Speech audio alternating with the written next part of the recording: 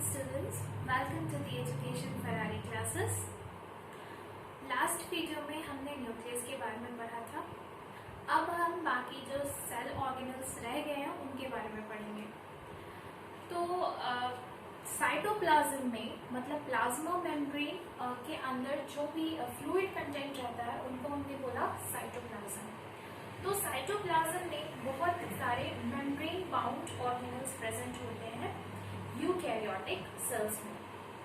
Prokaryotic cells में भी organelles होते हैं लेकिन वो मेम्ब्रेन बाउंड नहीं होते। यही तो डिफरेंस होता है यूकैरियोट्स और प्रोकैरियोट्स में कि प्रोकैरियोटिक ऑर्गेनिजम्स में मेम्ब्रेन बाउंड स्ट्रक्चर्स नहीं पाए जाते जबकि यूकैरियोट्स में मेम्ब्रेन बाउंड स्ट्रक्चर्स पाए जाते हैं।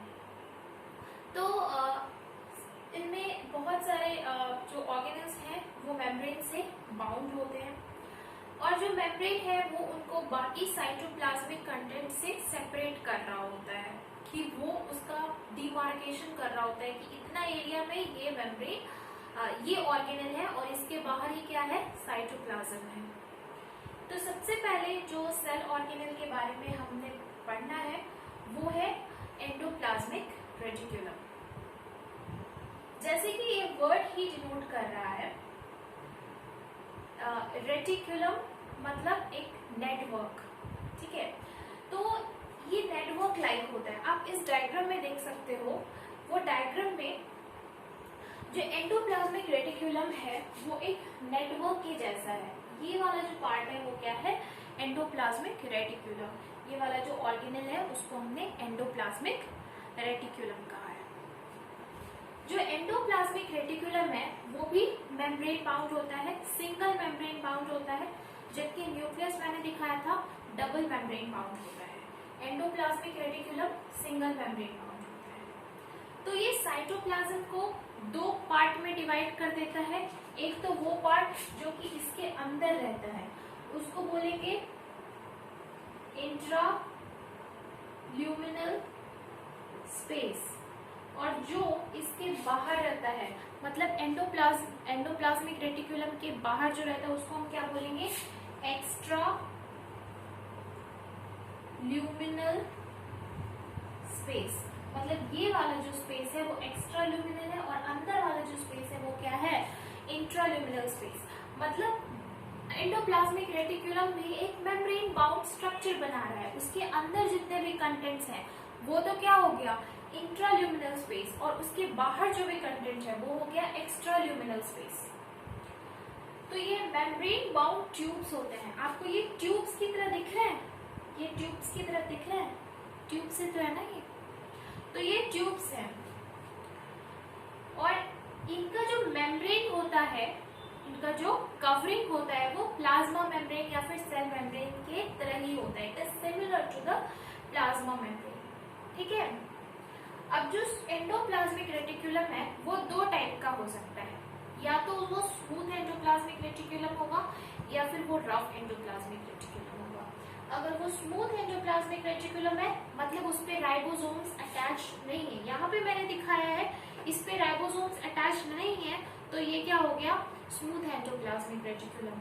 वैसे एंडोप्लाज्मिक रेटिकुलम जिन पे राइबोसोम्स अटैच्ड है उनको हमने क्या बोला, रफ एंडोप्लाज्मिक रेटिकुलम, क्योंकि ये रफ टाइप का अपीयरेंस दिख रहा है। यहाँ पे राइबोसोम्स नहीं है तो ये बिल्कुल स्मूथ दिख रहा है, तो ये हो गया स्मूथ एंडोप्लाज्मिक रेटिकुलम और ये वाला हो गया रफ एंडोप्लाज्मिक रेटिकुलम, ठीक है। अब जो स्मूथ एंडोप्लाज्मिक रेटिकुलम है उसका फंक्शन है लिपिड या फिर फैट को ही हम लोग लिपिड बोलते हैं, उसका सिंथेसिस करना, उसको मैन्युफैक्चर करना। तो स्मूथ एंडोप्लाज्मिक रेटिकुलम जो है वो लिपिड का मैन्युफैक्चर, लिपिड का सिंथेसिस कर रहा होता है। जबकि जो रफ एंडोप्लाज्मिक रेटिकुलम है इस पे क्या लगे होते हैं, राइबोसोम्स, और राइबोसोम्स को प्रोटीन फैक्ट्री बोला जाता है। क्यों, क्योंकि उसमें प्रोटीन का सिंथेसिस हो रहा होता है। तो यहाँ पे ये जो रफ एंडोप्लाज्मिक रेटिकुलम है वो भी क्या कर रहे होते हैं, प्रोटीन का सिंथेसिस कर रहे होते हैं। अब जैसे मैंने आपको प्लाज्मा मेम्ब्रेन का जो स्ट्रक्चर बताया था, फ्लूइड मोजाइक मॉडल बताया था ना, उसमें जो फॉस्फोलिपिड की बाइलेयर थी वो प्लाज्मा मेम्ब्रेन का स्ट्रक्चर था जो कि सिंगर और निकोलसन ने दिया था, ठीक है। तो उसमें आपने देखा होगा कि वो लिपिड भी था और उसके अंदर जो सिलिंड्रिकल स्ट्रक्चर्स प्रेजेंट थे, एक्सट्रिंसिक और इंट्रिंसिक प्रोटीन्स भी था। मतलब मेम्ब्रेन में तो लिपिड भी होता है और प्रोटीन भी होता है, ठीक है। तो अब एंडोप्लाज्मिक रेटिकुलम जो स्मूथ वाला है वो तो लिपिड का फॉर्मेशन करेगा, और जो रफ वाला है वो प्रोटीन का फॉर्मेशन करेगा। और मेम्ब्रेन के सिंथेसिस में दोनों की ही रिक्वायरमेंट है, तो ये दोनों ने मिलकर क्या बना दिया, मेम्ब्रेन बना दिया। तो ये सेल मेम्ब्रेन के सिंथेसिस में भी काम आते हैं। तो इस प्रोसेस को हमने क्या बोला, मेम्ब्रेन बायोजेनेसिस, क्योंकि वो बायोलॉजिकली फॉर्म हो रहा है इसलिए बायो, और जेनेसिस मतलब फॉर्मेशन। तो मेम्ब्रेन बायोजेनेसिस हो रहा है, किसका, सेल मेम्ब्रेन का। कौन कर रहा है, एंडोप्लाज्मिक रेटिकुलम कर रहा है, ठीक है। आप देख रहे हो वहां वो नेटवर्क लाइक फॉर्मेशन करता है, जिससे कि किसी भी मटेरियल का ट्रांसपोर्ट बहुत इजी से हो सके। आपने ज्योग्राफी में पढ़ा होगा कि वो ट्रांसपोर्टेशन का रोड का नेटवर्क होता है, फिर ट्रेन का नेटवर्क होता है। तो उस तरह ये जो है इसको भी ट्रांसपोर्ट करना है। सेल के अंदर जो सब्सटेंसेस हैं उसको अलग अलग कंपोनेंट्स, अलग अलग कंपार्टमेंट्स में अगर हमको किसी भी सब्सटेंस को, किसी भी मटेरियल को अगर ट्रांसपोर्ट करना है तो वो फंक्शन कौन परफॉर्म कर रहा होता है, एंडोप्लाज्मिक रेटिकुलम। क्यों, क्योंकि वो एक नेटवर्क बनाता है, ठीक है। और ये चैनल्स प्रोवाइड करता है फॉर ट्रांसपोर्ट ऑफ मटेरियल्स। ये साइटोप्लाज्म के अलग अलग पार्ट्स में ये प्रोवाइड करता है, मटेरियल्स को ट्रांसपोर्ट करता है साइटोप्लाज्म में भी, और साइटोप्लाज्म और न्यूक्लियस के बीच में भी ये ट्रांसपोर्ट में हेल्प करता है। यहाँ पे आप न्यूक्लियर पोर देख रहे हो, ठीक है।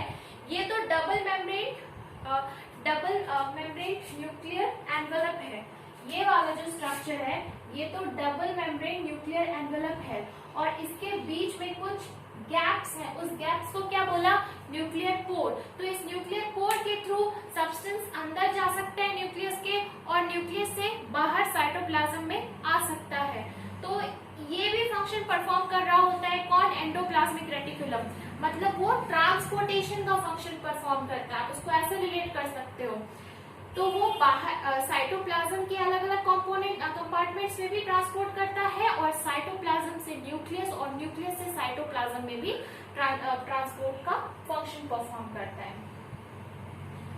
और ये साइटोप्लाज्मिक फ्रेमवर्क प्रोवाइड करता है अलग अलग बायोकेमिकल रिएक्शंस के लिए।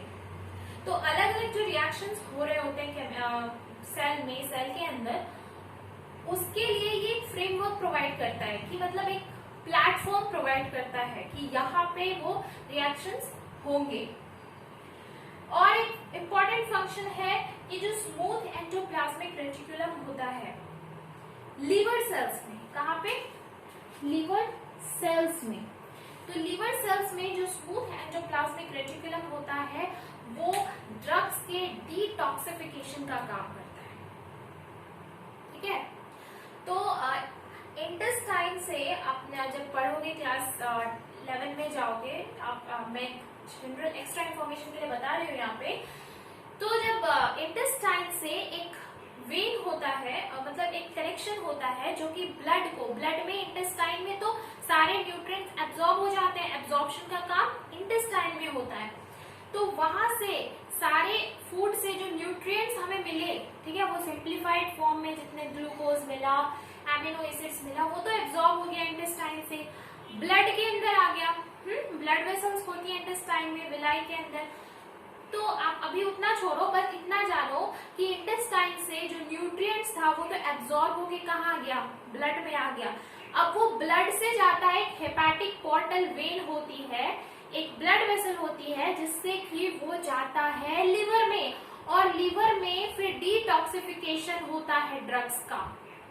वो जो डिटॉक्सिफिकेशन होता है ड्रग्स का, वो फंक्शन कौन परफॉर्म कर रहा होता है, स्मूथ एंडोप्लाज्मिक रेटिकुलम परफॉर्म कर रहा होता है, ठीक है।